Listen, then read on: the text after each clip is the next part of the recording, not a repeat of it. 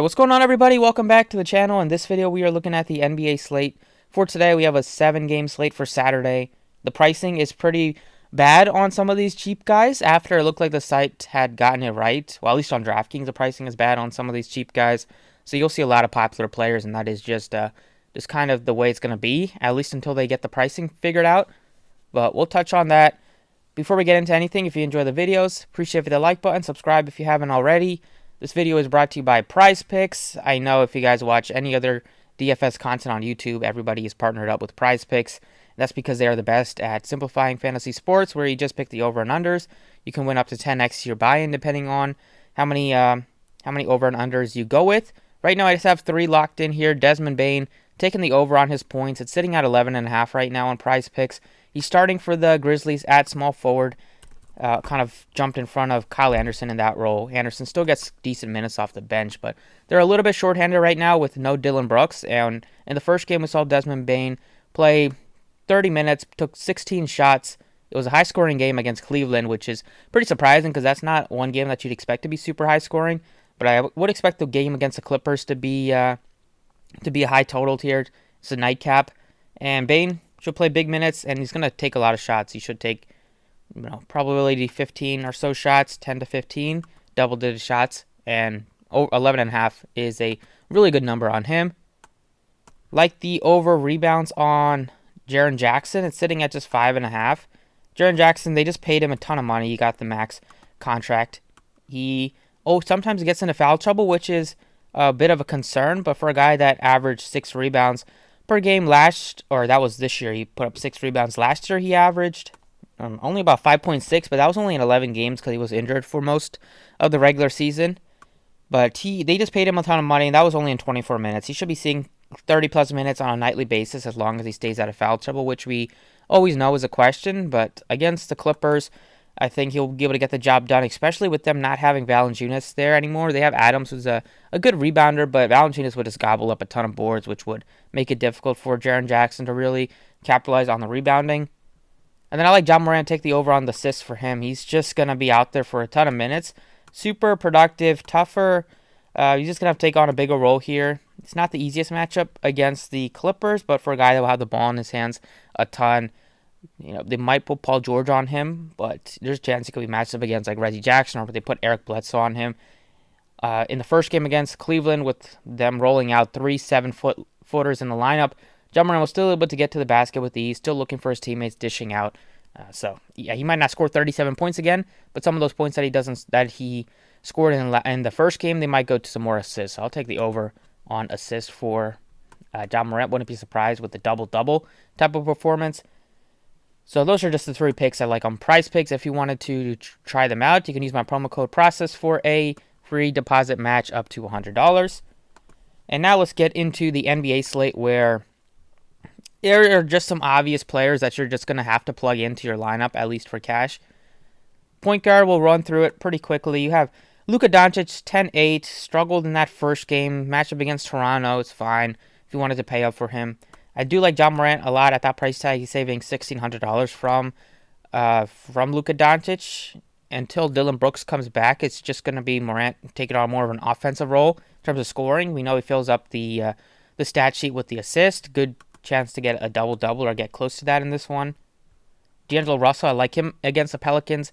Pelicans are just going to be very bad until Zion Williamson comes back. They just don't have anybody to really support Brandon Ingram. You'll occasionally get decent games from like Alexander Walker, but they need Zion back to have any chance to win some games here. This one should be close because neither team plays great defense at all. It should be high scoring. In just 25 minutes, Russell put up 40.75 fantasy points the first game. He's like a great chance to hit the over, I think, on PrizePicks as well. He's like 20 points. I think he's going to put up probably close to like 25, 26 points tonight. The minutes should be up from 25 in a closer game, which we hopefully can get. And price tag is fair at 83. Devin Booker is $8,100 against Portland. The first game we saw Damian Lillard struggle from 3. He was locked up by Davion Mitchell, who recently just locked up Donovan Mitchell for like a 9 of 25 shooting night after he just held Lillard to 33% shooting. I think Lillard will bounce back. He played 40 minutes in the first game, which is they just are going to have Lillard and McCollum play so many minutes because those are the only two they can rely on for scoring consistently. So top end, you have a bunch of studs. I would say I really like the price tag on John Morant. I like Russell, and then I'd probably, might look to Lillard if I don't want to go all the way up for Luka. Probably Brooker's the one guy that I don't have the most confidence in, just because his floor is a lot lower than the other guys just playing with Chris Paul.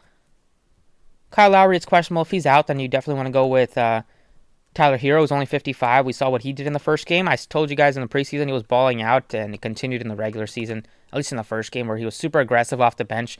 Six-man role, he really capitalized on that, just not only with the points, but getting 11 combined rebounds and assists in just the 24 minutes.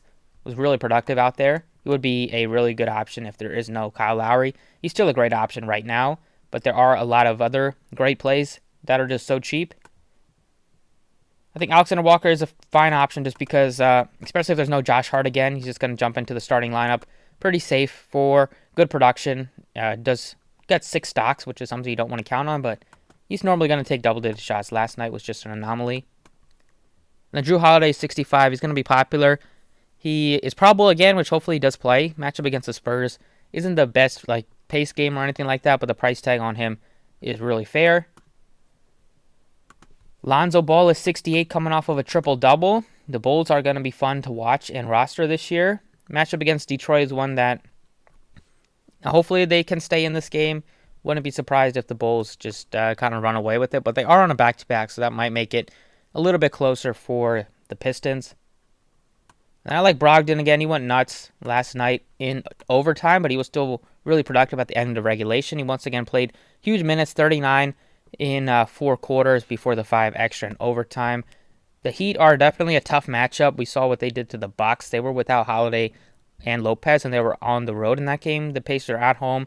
But the Heat are going to be a very good defensive team this year. When you have Tucker, Adebayo, Butler in the starting lineup, it's just going to be tough, and Kyle Lowry. But I think Brogdon is still a good option. Chris Paul is 75, Van Fleet 76. They're fine as well. I like Brogdon probably the most, and then I might look to Van Fleet, then Paul. McCollum had a great night shooting with 6 of 11 from 3. Price tag is still fair on him, but I wouldn't be surprised if Lillard kind of takes over in this one after he struggled in the first game, like we saw with Steph Curry, what he did after he struggled in the first game. But just plugging in some of my favorite plays. Right now I'm just going to have plug in John Morant. There are some more other value plays at point guard if you go all the way down here. Anthony Melton is $3,800. He's going to play big minutes for the Grizzlies right now. Brunson is $4,000. He's fine at that price tag. And that's the main pieces. At shooting guard, the position is pretty easy to kind of figure out. You have Zach LaVine all the way at the top if you wanted to pay up for him. I think McCollum and Fleet look good as mid-range options. Edwards looks good as a tournament option. Him, Russell, and Cat are just going to carry the team on offense. And then for the value, you have Tyler Hero, who I really like at that price tag. Derek White looks good as well. Bledsoe had a great game in this to start, but he's just not as somebody that I can count on every single game. So I'd rather go to Hero and rather go to Derek White over Eric Bledsoe at that price tag.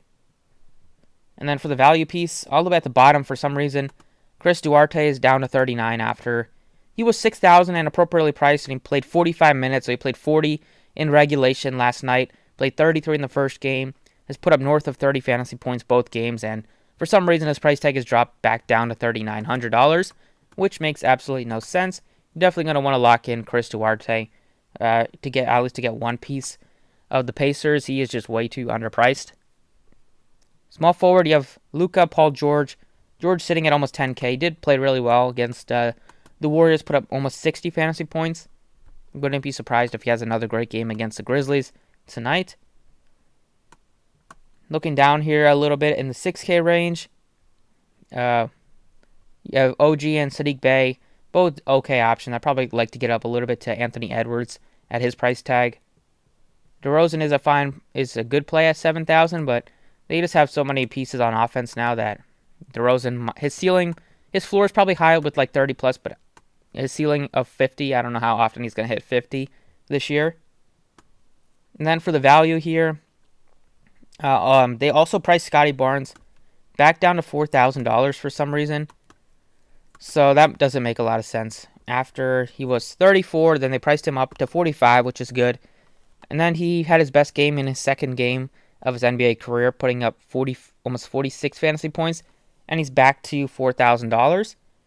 So he's another rookie that you're going to want to jam into your lineup on this slate. Just way too underpriced at that $4,000 salary. Moving on to power forward. At the top end, you have Giannis. There is no Brook Lopez again, so you'll see Giannis start at center like he did against the Heat. He couldn't get anything going, was in some foul trouble, but I like Giannis at 10-5. He's probably my favorite stud on the slate. I think he's going to bounce back. Just 23 minutes, he put up 38 fantasy points. So even though he struggled from the game, in the game, he still was very productive. Point per dollar wise, you have Sabonis right below him at 10K. Tough matchup for Sabonis, but we know what he can do. He can light up the stat sheet. So if you're looking for a lower owned play, that's probably not going to be super popular because everybody's just going to pay up $500 to get to Giannis. I think Sabonis makes sense as a tournament option. Jeremy Grant is just going to have to carry the Pistons until Cade Cunningham comes back. Took 20 shots in the first game. He's going to be productive most nights. Salary is very affordable at $6,700. But then you have Jaren Jackson Jr. at 62. I want to get a couple of these Grizzlies guys, and Jaren Jackson, Ja Morant. I love both of them. Jackson only shot 3 of 12, so that can definitely come up. He does take a lot of threes, but he's a good shooter. He's very good with the blocks, so he can rack up some fantasy points there. Good chance to get you some rebounds, a couple of assists here and there. Hopefully he stays out of foul trouble. Only put up 2 fouls in 31 minutes, so definitely looks like he might be able to improve on that this year. That's something that he really needs to work on, and hopefully this is the year that he does. Over at center, it's a position that you can plug in Giannis here at 10-5. You have Cat at 10-2. Once again, I think Giannis will be just a lot more popular than Sabonis and Cat. But I do like Giannis the most, and I probably like Cat than Sabonis. Vooch is 89. He's kind of priced back up after he was somewhat affordable last night, but didn't really get the job done at 78. Valanciunas is $7,200. His matched up against Cat. He's going to have to be out there, but the price tag is kind of already reasonable for him. I like Nurkic a little bit at 73. And then for the value pieces here, you have a couple of guys that are below $5,000 that are just really nicely priced. Starting with Jakob Poeltl at $4,900. Just going to play good minutes for them. He had 7 assists the first game, something he's not going to have every single game. That's like an anomaly.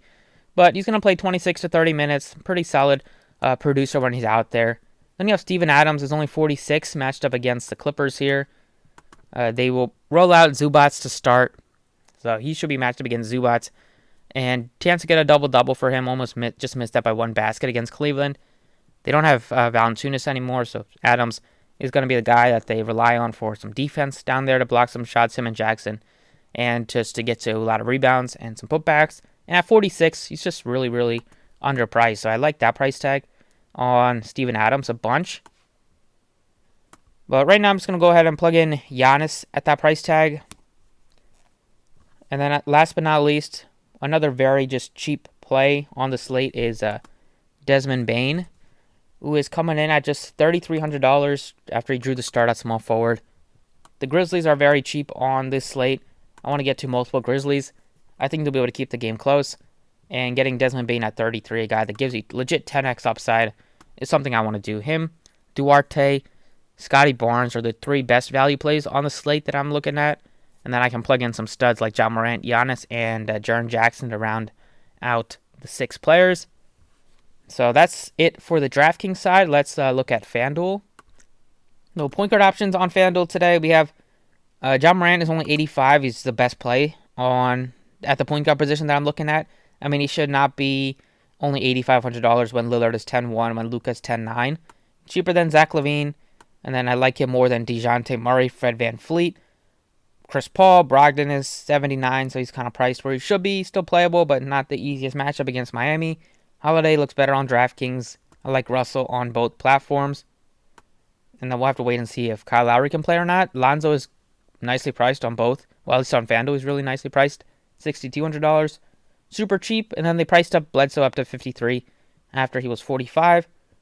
And these Grizzlies guys are priced where they should be on FanDuel. Melton is 51. I think Bane is over 5K. So don't have much interest in them on FanDuel except for Ja Morant. And then maybe plugging in like Jaren Jackson here. Shooting guard, we have Paul George, Luke at the top end. Butler is only 89. Decent price tag on Jimmy Butler going up against in what should be a pretty, hopefully a close game. The Pacers have lost 2 games this year. Both have been decided by 1 point. Brogdon nicely priced somewhat at 79, but I might go a little bit cheaper for like D'Angelo Russell. I like him on this slate. I like Anthony Edwards, 77. Alexander Walker's only 6,000. He's really good on FanDuel at that price tag. You can play him at 2 positions, which will make him very easy to jump into your or jam into your lineup here. Then you have, see what the price tag is on Chris Duarte. He's 55, so at least FanDuel has him priced where he kind of should be. Still might be a little bit underpriced for the amount of minutes and the role that he has, but I think he's at least way better priced than $3,900 that he is on DraftKings. I like Tyler Hero at 55, and then BANE is 51. So he's playable, but he's not as much of a jam and a lock almost on DraftKings that he is on FanDuel. But right now I'm going to go ahead and plug in D'Angelo Russell. 76, nicely priced. Like to play him at either position. I mean, whatever works by the time lock hits. Small forward, Giannis is 11-2. I'd probably play him at power forward here. Then small forward. Small forward has some cheap plays that we can look to. Scrolling down a little bit further here. Duarte is 55. Tyler Hero is 55. I like both of those guys. Scotty Barnes is $5,100. He's nicely priced. And then you have like maybe look to Jordan Nwora at $4,400 just with the minutes that he's going to play without Brook Lopez here.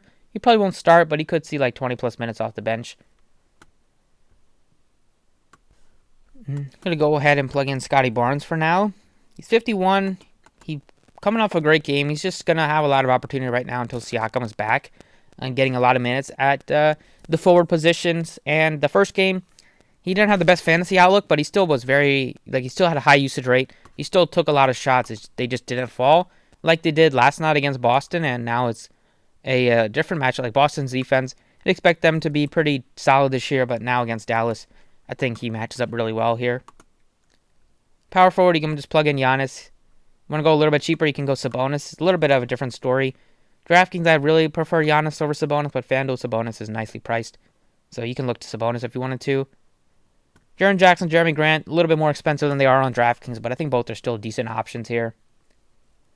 Wouldn't really look to Kyle Anderson, but Miles Turner is only power forward eligible for some reason.